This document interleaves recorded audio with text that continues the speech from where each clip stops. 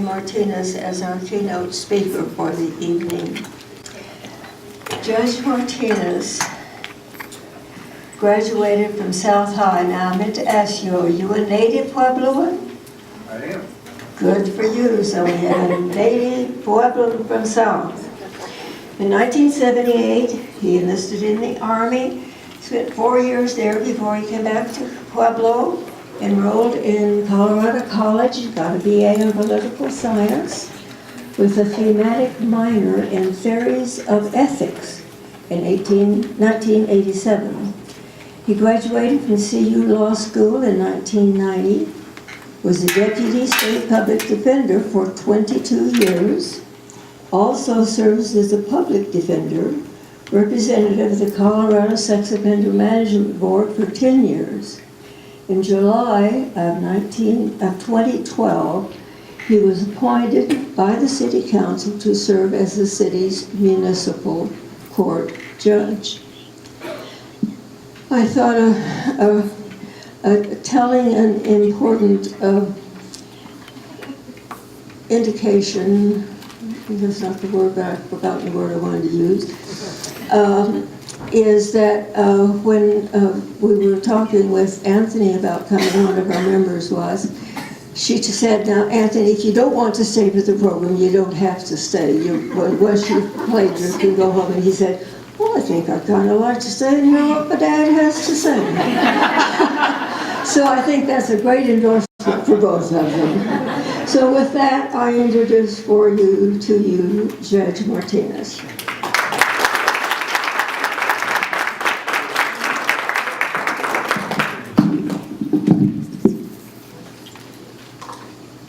So I'm going to try to wing it without the microphone. Can everyone hear me okay? Good.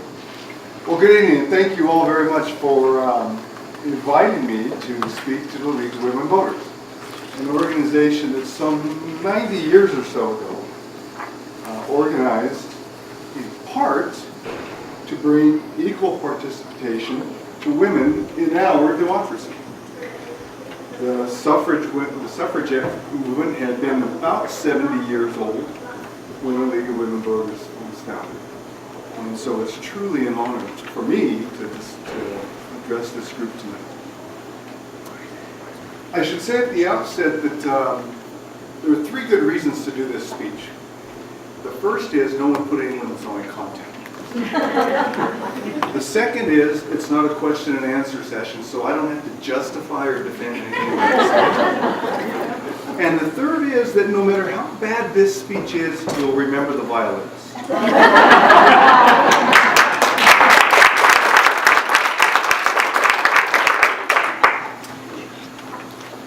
So really I was asked this, though, in some way, I was given some guidance in terms of content. I was asked to talk about democracy, to talk about making democracy work. Of course, as I said, there was no one was smart enough to put any limits on the content. So I hope you'll bear with me for what I hope will be a short speech, although it'll be filled with a lot of pontification. So I hope you'll bear with me for just a bit. In part, I'm asking you to bear with me because part of what I'd like to talk about is what I see as the pending death of our democracy. Well, okay, maybe a little overstated, maybe a little overdramatic. But if we're not terminally ill as a democracy, certainly we are suffering from infirmity. And I would suggest to you that we need to do some self-diagnosis. In the end, it's my sincere hope that as we part ways this evening, we will begin to recognize that our democracy and what I hope are the thoughtful participants in it will rediscover the vibrancy of that democracy. Will pledge to rediscover the vibrancy of our democracy. That will engage in a careful self-diagnosis as active participants in it. Hopefully a diagnosis that will move toward restoring our democracy to what some pretty intelligent persons before us envisioned that it could and should be. a system of self-governing that truly advances the promise of America to be a land of opportunity for all of its citizens. In the end, I'll suggest that if we do that, if we do indeed engage in that self-diagnosis, that we'll conclude that what we will need to resuscitate our democracy is a form of a new American revolution. A revolution that truly rewards civil service, respectful debate, and genuine problem solving. So why do I believe that our democracy is at risk? Well, I'll not be so presumptuous to suggest that my ideas are my own. In fact, I suspect that the topics and themes that I'll talk about tonight, many of you have already raised or heard raised throughout for many years. In fact, you'll no doubt notice that I'll be talking about themes that we've all heard, we've all raised, themes and topics that I'm willing to wager at any given time have enraged us, incensed us, and it all too often times created in us, at some point or another, some level of apathy. I'd like to begin by suggesting that because of the course of political debate in this last century, and more specifically the last 20 or so years, that we have in essence engaged in what I would characterize as a new 21st century civil war. I would maintain that we have mistakenly convinced ourselves that we are engaged in genuine political debate, when in fact, what we believe to be that debate, that genuine political debate, is far from it. Political debate has become nothing less than a constant bombardment by one political camp of the other. The left referring to the right as homophobic Nazis. The right referring to the left as godless baby killers.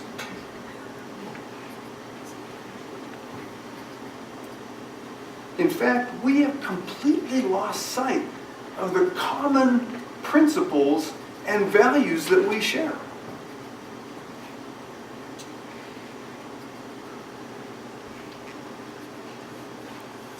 We've lost sight of the common ground that we have as Americans.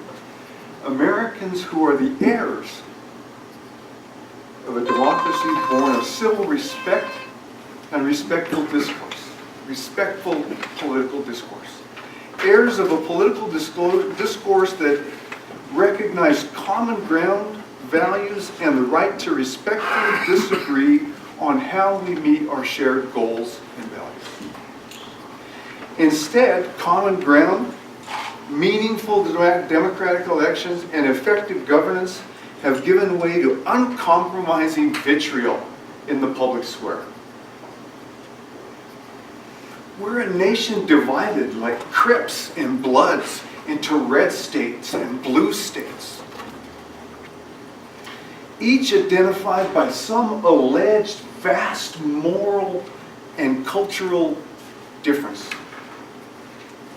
I believe our political discussions have taken this turn for the worse because winning political power, political influence, at any cost has become the objective of the modern political landscape. It's become the objective of our public servants and our so-called public discourse. So take that now, that newfound objective, that newfound winning at any cost objective of the political debate, and add the opportunists who seek to capitalize, who seek to benefit and profit both financially and otherwise in this civil war.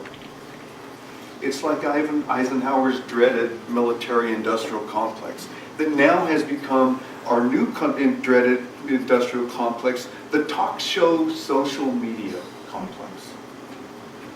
It has taken over the town square, has shaped and defined the issues in a way that continues to pit this manufactured pseudo, oftentimes, more oftentimes than not so real, socially and culturally diverse camps against one another in order to sell books or win radio listeners.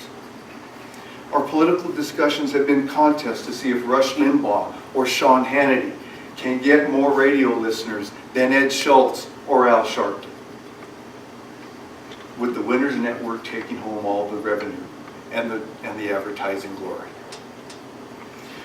But unfortunately, folks, increased revenue, advertising revenue, is not the worst consequence of this new political objective. I would suggest that the very core of our democracy suffers when the debate is conducted in the new media, whether you call it mainstream media, social media, whatever you might, however you might characterize it. If the loudest and the most extreme or best financed voices in the political debate, then the candidate who wins does so because she has been elected by an ill-informed and unwitting electorate.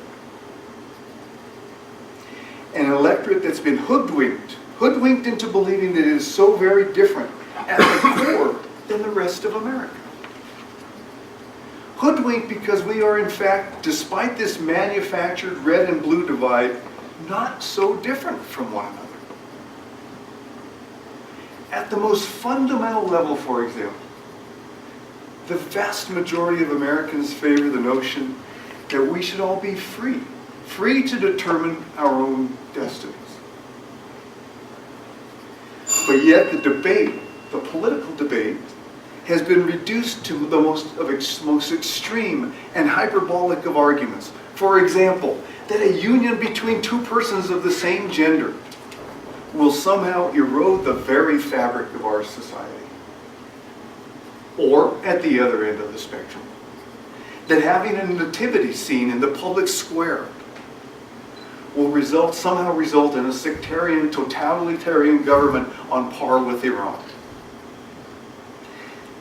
Now please understand, mostly because of my position, I don't intend to take a position on either of those. And it's not in any way my intent to communicate how I feel about either one of those issues. Rather, it's my hope to communicate my belief that in either of those contexts, we have more common ground than we often admit. Hence, there is more room for fundamental agreement in the American democracy and less need for argument at the extremes. Our democracy has very, very important problems to solve. These problems will not be solved in a democracy where the two sides refuse to recognize their shared principles and values, but rather reduce the political debate to arguments at the extreme ends of the spectrum in order to secure electoral victory. Winning is not the test of our democracy. Winning is not the test of our political parties. As Adlai Stevenson put it, and of course I didn't pick Adlai Stevenson for any particular reason either, but as Adlai Stevenson put it more than 60 years ago, more important than winning the election is governing the nation. That is the test of a political party, the acid test, the final test. So then, I suggest that to change the red versus blue paradigm, that change can only come if we revolt against the extremist positions of our party's so-called ideologues, if we as an electorate demand that our so-called leaders and elected officials reject the destructive temptation to argue with extremes in order to secure their victories and pad their electoral war chests.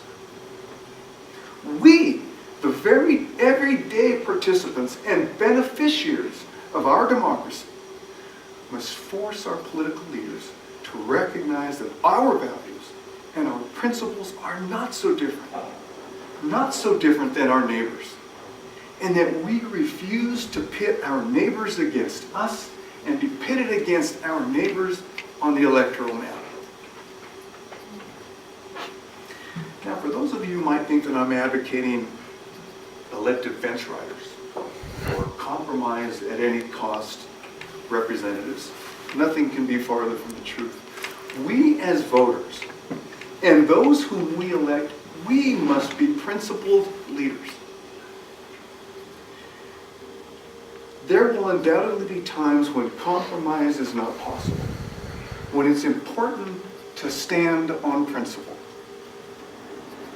But if my neighbor disagrees with same-sex marriage, his responsibility is to articulate and answer a reasoned response to same-sex marriage, a reasoned argument that wins his adversaries to his side. That is his responsibility as a participant in democracy. And it is not to engage in hateful protest, as we have seen in years past, for example, at the funeral of a fallen soldier, because you disagree with same-sex marriage. To engage in hateful protest at the funeral of a fallen hero who had nothing to do with that debate, but everything to do with fighting to defend our right to engage in it. To secure our democracy, we must also, and perhaps most importantly, revolt against the influence of special interests, as cliche as that may sound in these days. Our democracy cannot survive if its elected officials do not show equal concern for those who voted for them, those who voted against them, and those who never casted a vote at all. Our democracy will fall prey to the tyranny of the special interests if we do not force our elected officials and those who hope to be our elected officials. Abel, I wish you were here now. To show equal concern for all of our citizens in our democracy. If we continue to allow special interests of all kinds to dominate the debate, then we abdicate our role as the thoughtful electorate. We allow the loudest and the wealthiest voice to drown out our own, and we surrender the power of ideas to the brutal whim of money. Reasoned ideas and debate do not subvert our democracy. Rather, they save it. I promised it would be short. So in closing, I hope that you will have noticed the one thing I never suggested in my ramblings this evening is that we rely on elected officials to bring about that change. Indeed, how many of us have heard candidates say, I will bring civility back to Washington. I will bring civility back to the state capitol, only to hear their loud, partisan, party line voices screaming just as loud as the voices before theirs the day after they take their oaths of office. No. Indeed, the change we need will only come from our individual and collective effort to bring it about. So let me again leave you with the words of Adlai Stevenson, who also said that democracy cannot be saved by Superman, but only by the unswerving devotion and the goodness of millions of little men. For we are both the rulers and the ruled, the lawgivers and the law-abiding. We are the beginning